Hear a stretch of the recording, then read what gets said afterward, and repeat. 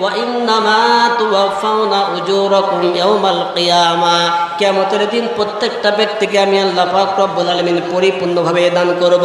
ফামান যুহসিহা আনিন নারি ওয়া উদখিলাল জান্নাতা ফাকাদ ফাজ।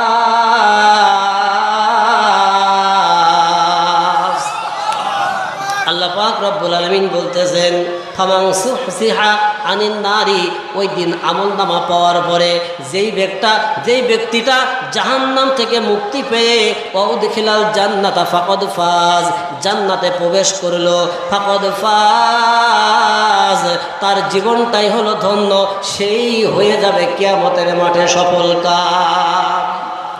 তাহলে আমার ভাইরা খেয়াল করে নেবা,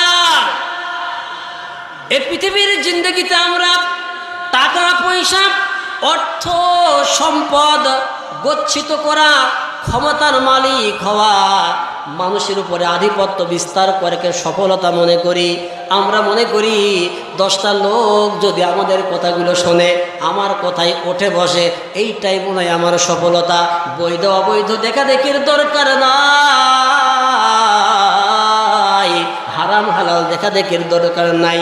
লক্ষ লক্ষ কোটি কোটি টাকার মালিক হলে এইটাই মনে হয় আমার জন্য সফলতা। কিন্তু আমার আপনার আল্লাহ পাক রব্বুল আলামিন বলতেছে, বান্দারে না না না, এইটার নাম সফলতা না।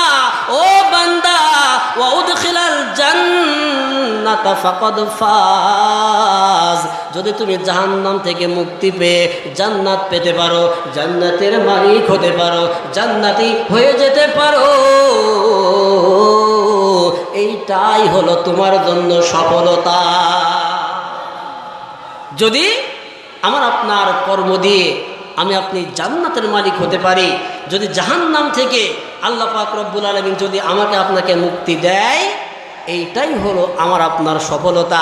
পৃথিবীতে লক্ষ লক্ষ টাকা পয়সা উপার্জন করার নাম সফলতা নয়, কথা বলেন ঠিক কিনা? কারণ এই পৃথিবীতে আপনি যা উপার্জন করেছেন, আপনার দম বন্ধ, পৃথিবী সব কিছু আপনার কাছ থেকে থাবা দিয়ে কেড়ে নেবে, একটা কিছু পৃথিবী আপনাকে দেবে না। পৃথিবী বড় স্বার্থপর, এই পৃথিবী বড় স্বার্থপর, এই পৃথিবী বড় স্বার্থপর। ভালো করে খেয়াল করে দেখো, পৃথিবীর জন্য যা কিছু করেছো, যত অর্থ সম্পদ গচ্ছিত করেছো, সুন্দর সুন্দর বড় বড় অট্টালিকা তৈরি করেছো, গাড়ি বাড়ির মালিক হয়েছো, যা কিছু উপার্জন করেছো, দম বন্ধ, পৃথিবীর সম্পর্ক তোমার সঙ্গে বন্ধ, তুমিহীন শূন্য পৃথিবী। পৃথিবীতে তোমার আর কোনো দরকার নাই, পৃথিবী এক ধাক্কা দিয়ে পৃথিবী থেকে তোমাকে বের করে দেবে। পৃথিবীর কোনো সম্পদ অর্থ কোনো কিছুই পৃথিবী তোমার সঙ্গে দেবে না। 3টা টুকরা সাদা কাপড় দেবে, বড় দয়া করে মায়া করে, কথা বলো ঠিক কিনা? এই 3টা টুকরা সাদা কাপড়ও অনেকের ক্ষেত্রে নাও জুটতে পারে, কথা বলেন, কথা বলেন, কথা বলেন। অনেকের ক্ষেত্রে 3টা টুকরা সাদা কাপড়ও জুটবে না।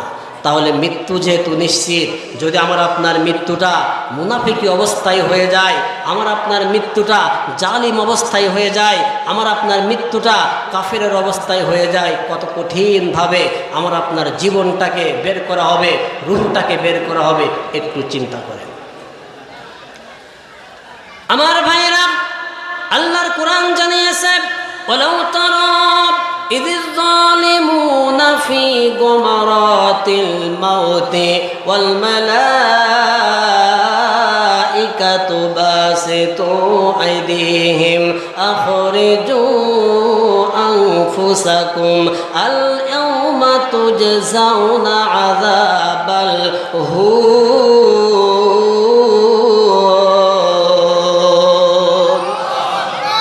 إلى آخر الآية। সূরা আনাম 93 নং আয়াতে কারিমার প্রথমের অংশ। ভালো করে খেয়াল করেন, আল্লাহ পাক রব্বুল আলামিন বলতেছে, গো নবী ও রাসূল, ওয়ালাউ তারা ইযিজ যালিমুনা ফি গমরাতিল মাউত, এই জালিমদের যখন মৃত্যুর সময় হয়ে যায়, এই জালিমদের রূহ কবজ করার সময় যখন হয়ে যায়, কি অবস্থা হবে? ওয়াল মালাইকাতু বাসিতু আইদিহিম ফেরেশতারা, আযাবের ফেরেশতারা হাজির হবে, ভয়ঙ্কর চেহারা নিয়ে তার কাছে হাজির হবে। এরপরে বলবে আখরিজু আনফুসাকুম, বের করে দাও তোমার রূহটা, আজকে তুমি বের করে দাও, তুমি নিজেই তোমার রূহটা বের করে দাও। আযাবাল হুন, আজকে তোমাকে কর্মের প্রতিদান অনুযায়ী কঠিন আযাব দেয়া হবে। আমার ভাইয়েরা, আয়াতের অর্থটা শোনার পরে হয়তো মনে হতে পারে এত সিম্পল কথা, সহজ কথা। একটু বাস্তব পর্যালোচনা করেন, চিন্তা করেন। আযাবের ফেরেশতা যখন ভয়ঙ্কর চেহারা নিয়ে জালিম ব্যক্তির কাছে, পাপিষ্ঠ ব্যক্তির কাছে হাজির হয়ে যাবে, বলবে রূহটা বের করে দাও। আজরাইলের চেহারাটা দেখার পরে মানুষের ওই পাপিষ্ঠ বান্দাগুলোর আত্মা এই শরীরের ভিতরে পা থেকে মাথা পর্যন্ত ছুটাছুটি করা শুরু করে দেবে।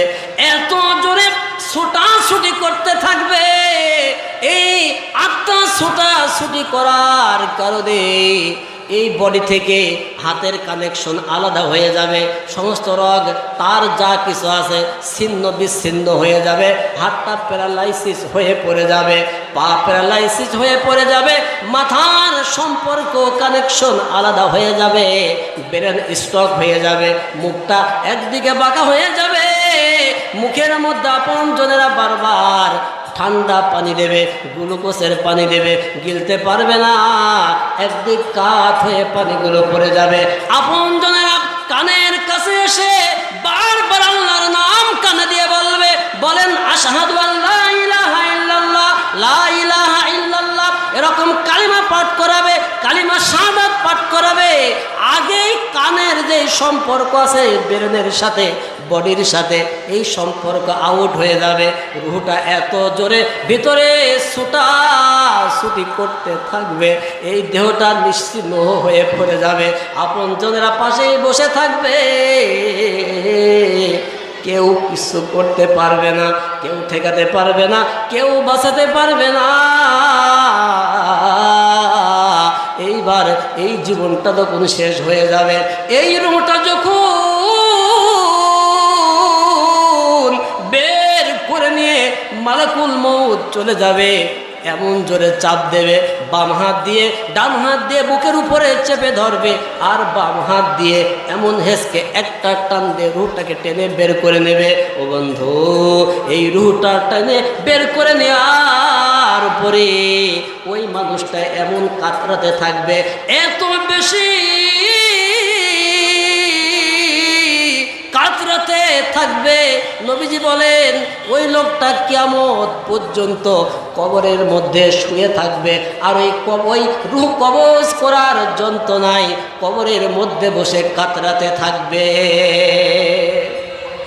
কেউ নাই যে আপনজনের জন্য আপনি এত কিছু করতেছেন, কেউ নাই।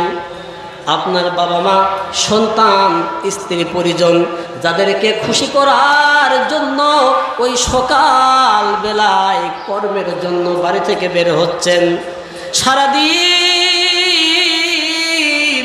কঠিন পরিশ্রম করতেছেন, টাকা পয়সা উপার্জন করে আবার বাড়িতে ফিরে এসে সন্তানের মুখে একটু হাসি ফোটাচ্ছেন, স্ত্রীর মুখে হাসি ফোটাচ্ছেন, আপনজনদের মুখে হাসি ফোটাচ্ছেন।